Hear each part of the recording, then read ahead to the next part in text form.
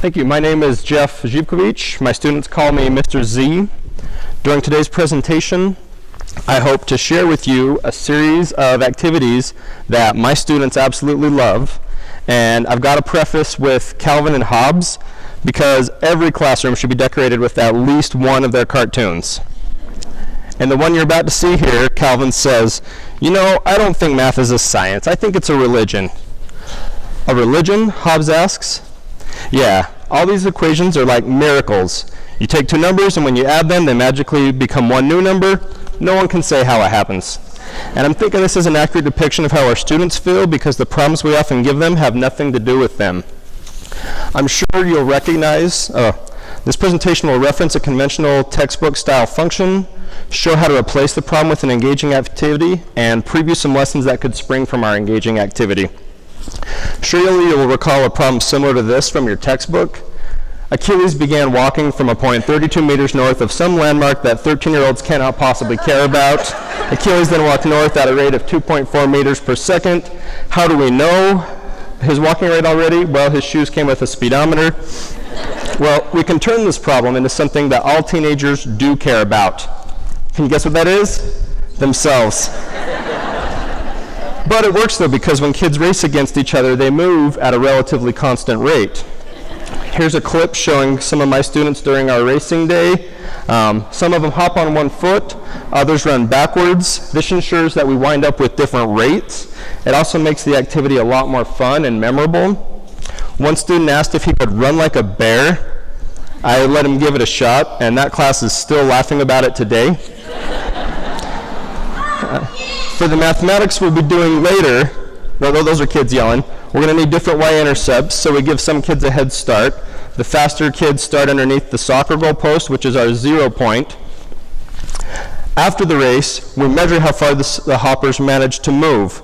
Not often enough in a mathematics classroom do students get the opportunity to physically measure something, right? We don't give that opportunity enough, do we? Okay, so we've got this information logged. We got to save it so we can use these numbers for 100 different questions later. We can connect to almost half the objectives in the 7th grade core. Find Malik's average speed. Determine whether Andrea G's table shows a proportional relationship between time and distance. We can connect to even more objectives in 8th grade. This year, I gave my 8th graders a series of equations with variables on both sides, like we always do. But since these equations will tell Joseph what time he caught up with Gustavo, you can bet he solved it correctly. In second term, we graph functions and analyze them, so we get that running data back out again.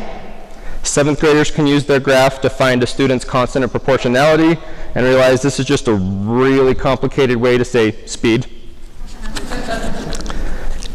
8th grade, use lines for 2 different students to naturally create a system of equations.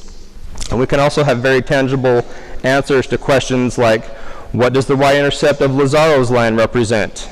Well, the kids will tell you, that's how much of a head start he got.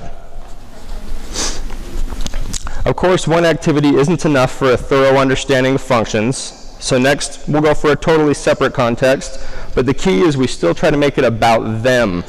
Maybe their speed at completing multiplication tables. So how does it work? Is this one of those activities that winds up impossibly problematic in a real room with attention deficit 13-year-olds? I can assure you that students are asking important questions that relate to our core.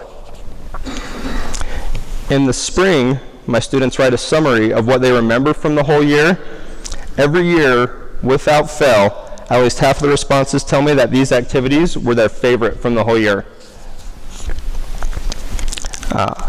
On the next slide is a sampling from some of my kids' letters. One student told me, I liked when the math was about us and things that we did, like running outside. My favorite was when we made dot plots about people we've had a crush on.